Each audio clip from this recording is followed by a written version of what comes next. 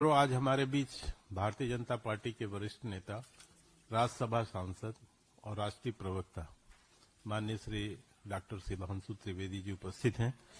मैं उनसे अनुरोध करूंगा कि वो आज की प्रेस कॉन्फ्रेंस को संबोधित करें। मित्रों, हम सभी जानते हैं कि भारत स्वतंत्रता के इस अमृतकाल में 2047 तक विकसित भारत का लक्ष्य प्राप्त करने के लिए बहुत सजगता के साथ, सक्रियता के साथ आगे बढ़ रहा है। परंतु इसी के साथ यह विषय भी महत्वपूर्ण हो जाता है कि वो किन विचारों के साथ, किस स्वरूप में और किस दृष्टि के साथ आगे बढ़ रहा है, अथवा उस भारत की पहचान और स्वरूप क्या होगा। इसका बहुत महत्व इसलिए भी बढ़ जाता है कि माननीय प्रधानमंत्री जी ने कल ही यह घोषणा की थी कि 1 वर्ष तक श्री सोमनाथ मंदिर के विध्वंस के 1000 वर्ष पूर्ण होने के बाद जो उसके गौरव की पुनर्प्रतिष्ठा हुई थी, उसके उत्सव के रूप में इसे मनाया जाएगा।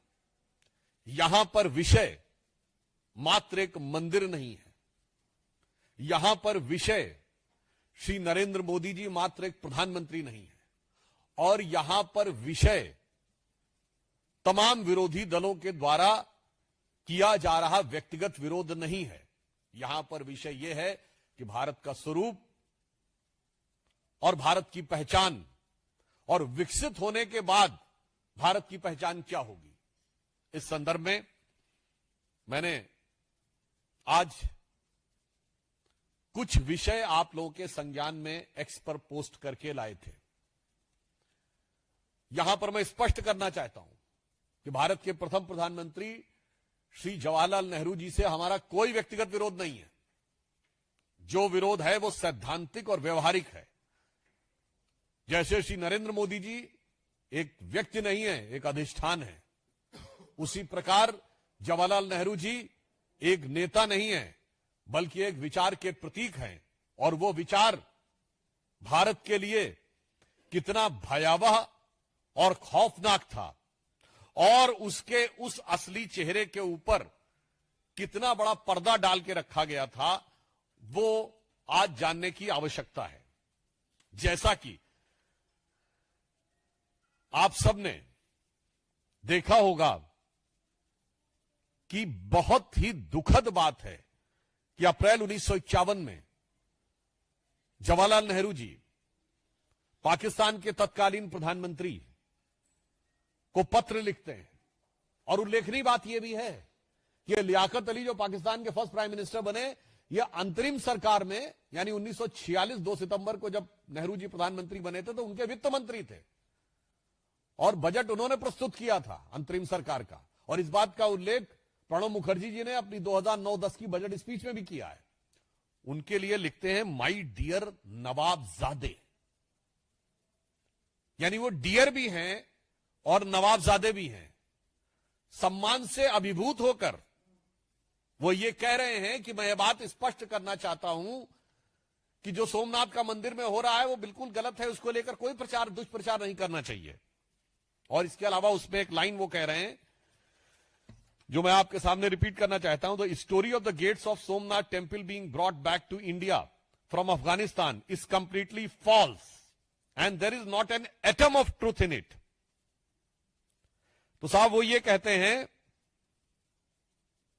कि जब महाराजा रणजीत सिंह ने काबुल जीता था तो उन्होंने सबसे पहले सोमनाथ के उन दरवाजों को मांगा था कि वो कहां हैं। ये पूरी तरह फॉल्स है।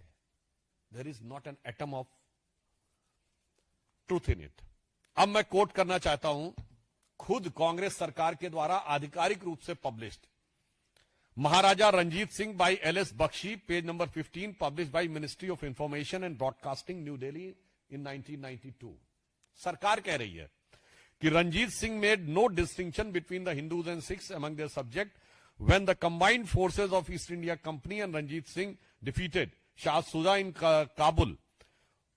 आगे ध्यान दीजिएगा, जब उन्होंने काबुल को कैप्चर किया, one of the term inserted by Ranjit Singh ji in the treaty that followed was the doors of Somnath temple plundered by Mahmud Ghazni should be return to India. अब महाराजा रणजीत सिंह सही हैं या पंडित जवाहरलाल नेहरू, जो लियाकत अली की खिदमत में उनकी मिजाज पुरसी में लगे हुए हैं, वो सच बोल रहे हैं, या भारत सरकार के द्वारा 1992 में इंफॉर्मेशन ब्रॉडकास्टिंग मिनिस्ट्री के द्वारा पब्लिश्ड बात सत्य है? यहां पर विषय ये नहीं है, यहां विषय ये है उसकी आज की प्रासंगिकता क्या है, यह भी आपको समझने की आवश्यकता है। फिर जो दूसरा उल्लेख है, आपने देखा होगा उसमें के.एम. पणिक्कर, जो उस समय कम्युनिस्ट चाइना में कम्युनिस्ट मानसिकता के थे, चीन में हमारे राजदूत थे, उनको लेटर में लिखते हैं कि नहीं नहीं ये सब बिल्कुल गलत है। अगर आप में से किसी ने जाकर किताबों में पढ़ा हो कि पणिक्कर ने जो लेटर नेहरू जी को लिखा था, उसमें यह भाव था कि भाई चेयरमैन माओ को कैसा लगेगा ये पता लग के, गजब है साहब, धर्म को अफीम मानने वाले माओवादियों के प्रति क्या अनुराग है, और मुस्लिम लीग के प्रति कितना नजदीकी और अजीज मिजाज है, और हिंदू मान बिंदुओं के ऊपर गिरती हुई गाज है। और यह मानसिकता आज भी यथावत है। जो प्रियंका गांधी जी ने कहा था ना कि एक बार जो कहना है कह लो भाई, बार बार क्यों कहते हो? तो मजे की बात यह है, खानदान तो लगातार है, हमसे कहते बार बार क्यों है? तो वहां बताना चाहता हूं, जो मानसिकता उस समय थी वही मानसिकता आज दिख रही है। मुस्लिम लीगी मानसिकता से प्यार, क्योंकि गठबंधन है, और माओवादी चीन की कम्युनिस्ट पार्टी से करार, और सनातन हिंदू धर्म पर भीषण प्रहार। जो तब था वही अब है, जो तब हो रहा था वही आज हो रहा है। इसलिए इसकी प्रासंगिकता और मानसिकता बहुत गंभीर है। अब यहां पर मैं एक और बात कहना चाहूंगा, हो सकता है किसी को बहुत प्रॉब्लमेटिक लगे। सरदार पटेल को कोट करते हुए भारत के बहुत प्रख्यात पत्रकार दुर्गादास जी ने, जिनकी बड़ी प्रसिद्ध किताब है India from Curzon to Nehru and thereafter, और उनको पद्म अवार्ड भी मिला, डाक टिकट भी उनके नाम पे जारी हुआ, पत्रकारिता में भारत के स्तंभों में से एक माने जाते हैं। उन्होंने अपनी book India from Curzon to Nehru and thereafter में पेज नंबर 240 पे लिखा है, Patel said that his principal anxiety was to save India from the chaos by countering Anglo Muslim aggression and the opposite direction. Maulana Azad, यह वो कह रहे हैं, हम नहीं कह रहे हैं, Maulana Azad is more concern and worried about the Muslims. और आगे कोट अनकोट में, I am quoting Curzon to Nehru and thereafter, Durgadas quoting Sardar Patel, Jawaharlal is the only nationalist Muslim today. Patel added that Nehru was unduly amenable to Mountbatten's influence, as always leaned on someone. He was under the Bapu's protective wings and now he is leaning on Mountbatten. Page number 240, India from Curzon to Nehru and thereafter. हम नहीं कह रहे, अब चलिए ये तो किसी दूसरे ने कहा। Now I am coating a book जिसमें नेहरू को कोट किया जा रहा है। The source is Stanley Wolpert Nehru, a tourist with destiny, Oxford press 1996। जो कोट कर रहा है जॉन केनेथ गैल्ब्रेथ, जेके गैल्ब्रेथ, जो सबसे लंबे समय तक नेहरू जी के टाइम में भारत में अमेरिका के राजदूत रहे। उससे वो कह रहे हैं कि नेहरू स्वयं कह रहे हैं, Galbraith, I am the last English ruler of India, prime minister Jawaharlal Nehru verily told American ambassador. मुझे लगता है कांग्रेस को इन सारी बातों को गंभीरता से लेना चाहिए था उस समय। आज तो दौर निकल गया, थोड़ा उन पे नोटिस भेजने चाहिए थे उन लोगों को, मगर ध्यान रखना चाहिए था कि बहुत सारी बातों का बड़ा अपेक्षित रिकॉर्ड भी होता है। अब मैं यहां कहना चाहता हूं, ऐसा नहीं कि कांग्रेस पार्टी में सभी लोग ऐसे थे। कांग्रेस पार्टी में अनेक नेता ऐसे थे जो भारत और भारतीयता की पहचान के लिए पूरी तरह कृत संकल्पित थे। सरदार पटेल के साथ साथ मैं कोट करना चाहता हूं के एम मुंशी जी, कन्हैयालाल माणिकलाल मुंशी जी, जो कि सोमनाथ मंदिर की उस आयोजन समिति के अध्यक्ष थे। उन्होंने अपनी किताब में लिखा, ये 24 अप्रैल 1951 को, और वो नेहरू जी को लेटर लिखते हैं और सोर्स है पिलग्रिमेज टू फ्रीडम।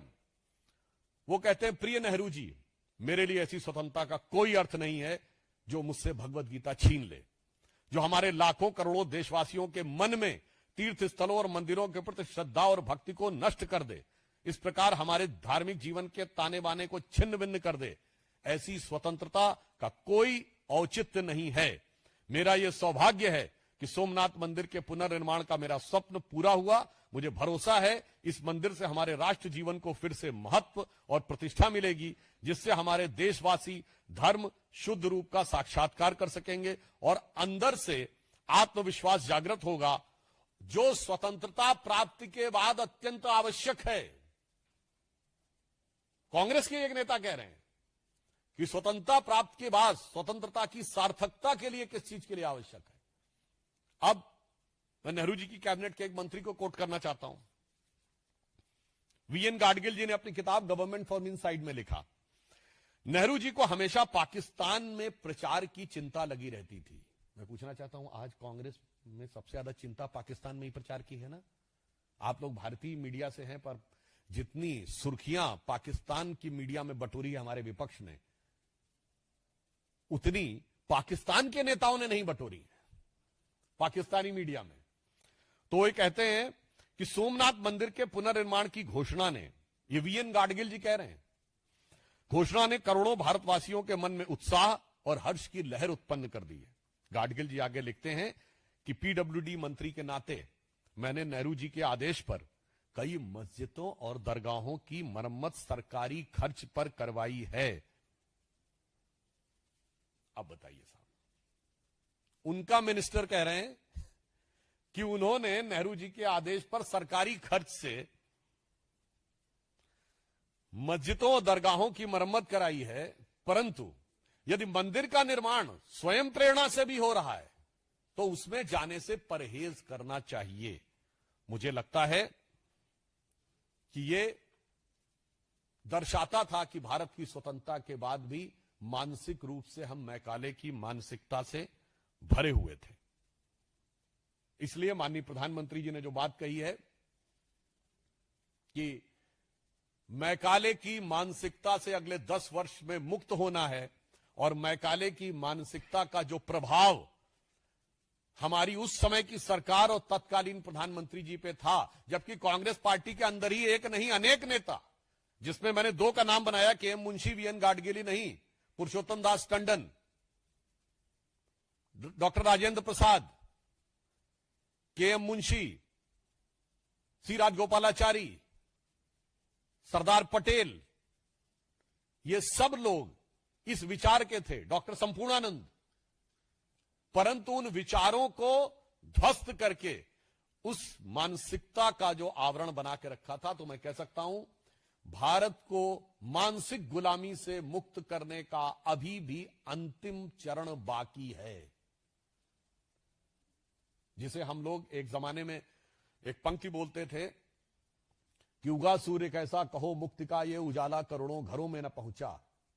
तो उसकी एक पंक्ति है, न संयम न निष्ठा न एकात्मता है, भरी है मनों में अभी तक गुलामी, वही राग अंग्रेजियत का पुराना, सुनाते बड़े लोग नामी गिरामी, प्रजातंत्र की धार उतरी गगन से मगर नीर जन सागरों तक न पहुंचा, उगा सूर्य कैसा कहो मुक्ति का ये उजाला करोड़ों घरों तक न पहुंचा। इसलिए आज आवश्यकता है उस यथार्थ को दुनिया तक पहुंचाने की, भारत के उस आत्म गौरव को, भारत की उस शक्ति को और भारत की उस श्रेष्ठता को सम्मान देने की, जो संपूर्ण विश्व को मार्गदर्शन देना चाहती है, और इसके द्वारा भारत की अस्मिता भी अविभाज्य रहती है। जब आप श्री सोमनाथ के आगे श्रद्धा से सर झुकाते हैं तो वही श्रद्धा का भाव आपके मन में उत्तर में अमरनाथ से लेके दक्षिण में रामेश्वरम तक और मल्लिकार्जुन से लेकर काशी विश्वनाथ तक जुड़ जाता है। और इतना ही नहीं, वही श्रद्धा का भाव काशी विश्वनाथ से आगे बढ़कर काठमांडू के पशुपतिनाथ तक, कैलाश मानसरोवर तक और पाकिस्तान के कटासराज तक जुड़ जाता है। यह भारत की अविच्छिन्न पहचान और अस्मिता का प्रतीक है। दुख की बात यह है कि आज कांग्रेस जिस प्रकार से उन चीजों का बचाव करने में रुकी है। भाई, नेहरू की हर चीज तो आपने छोड़ दी। अब तो नेहरू टोपी भी आप नहीं पहनते। अब तो उनके नेता ने कुर्ता पैजामा भी पहनना छोड़ दिया है। कांग्रेस सेवा दल में भी कैफ हटा दी है। नेहरू की हर चीज छोड़ दी है।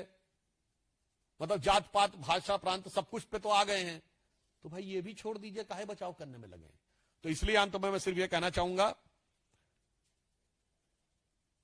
कि वो लोग जो कहते हैं कि एक बार में बोल लीजिए, बार बार क्यों बोलते हैं। हकीकत में selected words of Jawaharlal Nehru का जितना पन्ना खोलिए वो पन्ना कुछ बोलता हुआ नजर आता है। और जो वो बोलता है वो दुनिया के सामने सच को खोलता है और उनके दिल को चीरता है। मानो पन्ना कांग्रेस से कहता हो कि बैठा हूं दिल में इतने राज छुपाए, जरा सा होंठ हिले तो दिल डगमगाए।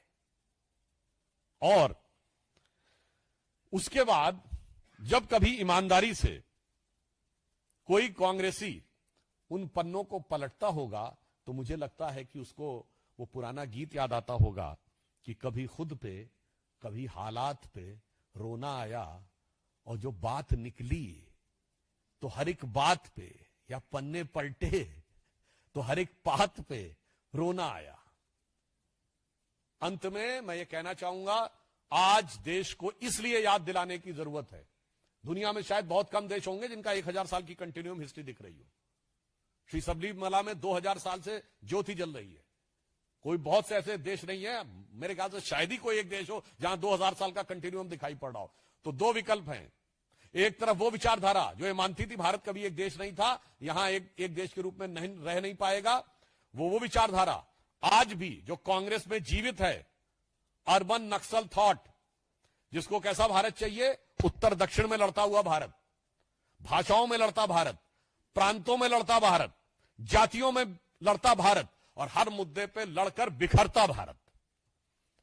और एक तरफ प्रधानमंत्री श्री नरेंद्र मोदी जी के नेतृत्व में समस्त प्रकार की भिन्नताओं के बीच में एक भारत और श्रेष्ठ भारत के भाव के साथ विकसित होकर निखरता भारत।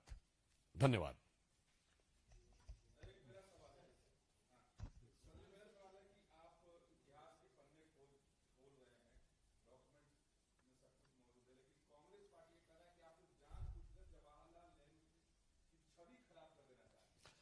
देखिए, अगर सत्य ना हो तब वो कहें कि छवि खराब, हम किसी की छवि नहीं खराब कर रहे हैं, छवि के ऊपर पड़ा हुआ पर्दा उठा दे रहे हैं। अब जनता स्वविवेक से निर्णय ले सकती है कि वो छवि उसको कैसी दिख रही है, खराब दिख रही है या अच्छी दिख रही है। तो इसलिए कांग्रेस, और जहां तक नेहरू जी के प्रति सम्मान की बात है, तो हमारी मोदी जी की सरकार जब आई थी 2014 में, तो नेहरू जी का 125वां वर्ष था और 125वें वर्ष के सारे कार्यक्रम हमारी सरकार ने पूरे सम्मान के साथ और पूरी गरिमा के साथ निभाए थे। और आप सबको याद हो, उस आयोजन समिति के अध्यक्ष भी श्री राजनाथ सिंह जी, जो तत्कालीन गृह मंत्री थे, वो थे। तो प्रधानमंत्री के रूप में उनका पूरा सम्मान है। विचारधारा के रूप में हम ये जनता के ऊपर छोड़ते हैं कि वो इस चीज को क्या समझते हैं। और वैसे एक और बात कहूं, उस समय की तो बात छोड़िए, आज की छवि कितनी सुंदर है। और ऐसी छवि आंखों में बसी हुई है माओवादियों और मुस्लिम लीगियों की, कि मुझे वो पंक्ति याद आती है, कांग्रेस की आंखों में ऐसा दो, एक तरफ मुस्लिम लीग एक तरफ माओवाद, ऐसा आंखों में बसा है कि प्रीतम छवि नैना बसी पर छवि कहां समाए। पूरी तरीके से आंखों में ऐसी छवि बसी, दूसरी छवि आ ही नहीं सकती। खैर,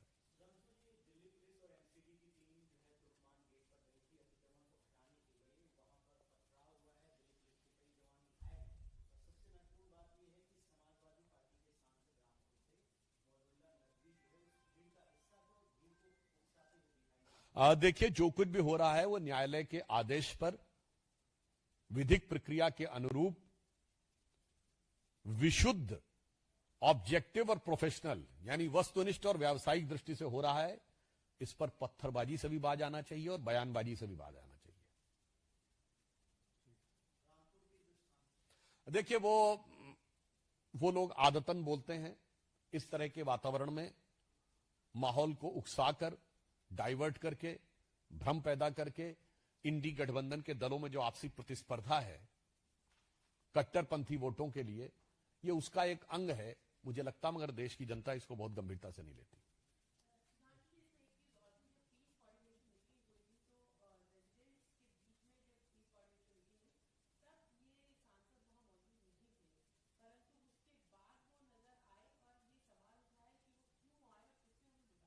यही सारी बातें अपने आप में, देखिए, इस घटना के दो पक्ष हैं। एक है लीगल पक्ष, टेक्निकल यानी वैधानिक पक्ष, और एक है राजनीतिक पक्ष। लीगल और वैधानिक पक्ष पे सरकारी एजेंसी और पुलिस काम कर रही है, और राजनीतिक पक्ष के ऊपर क्या हो रहा है यह बहुत साफ दिखाई पड़ रहा है कि यहां पर भी यह वही भाव है जो दिल्ली में दिखता है और वही मुर्शिदाबाद में दिखता है। दोनों की मानसिकता में कोई अंतर नहीं है।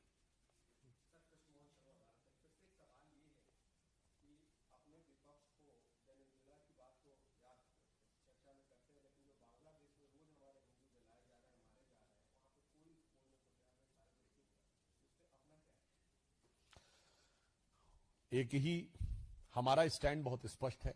भारत सरकार एक नहीं कई बार इस बातों को दृढ़ता से कह चुकी है। हमारे विदेश सचिव वहां जाकर बात करके आए हैं। उसके बाद ही पहली बार बांग्लादेश की सरकार ने सांप्रदायिक हिंसा की बात स्वीकार की थी। 80 से अधिक केसेस दर्ज हुए थे, और भारत सरकार ने बांग्लादेश में बदली हुई परिस्थितियों को ध्यान में रखते हुए भारतीय बंदरगाहों से, मैं पुनः ये बात स्पष्ट करना चाहता हूं, भारतीय बंदरगाहों से व्यापार करने के लिए जो बांग्लादेश को फ्री एक्सेस मिला हुआ था उसे समाप्त कर दिया है।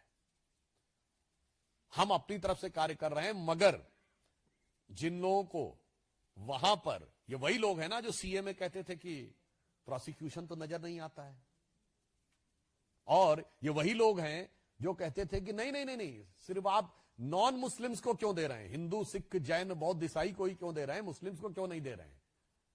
आज मुझे लगता है कांग्रेस पार्टी और विपक्षी दलों को सीए के दौरान शाहीन बाग जैसे आंदोलन करने के लिए देश से माफी मांगनी चाहिए, क्योंकि जिन लोगों ने उस समय यह कहा था कि उन्हें प्रोसिक्यूशन नहीं दिख रहा है, कि भारत सरकार प्रोसिक्यूशन के बेस के ऊपर यह कर रही है, मुझे लगता है कि पाकिस्तान और बांग्लादेश दोनों के, और आजकल बांग्लादेश में विशेष रूप से वो हिंदू इन दलों से कह रहा है कि इधर तो मेरे दर्द की इंतहा नहीं, और तू कहता है कि जख्म दिखता नहीं।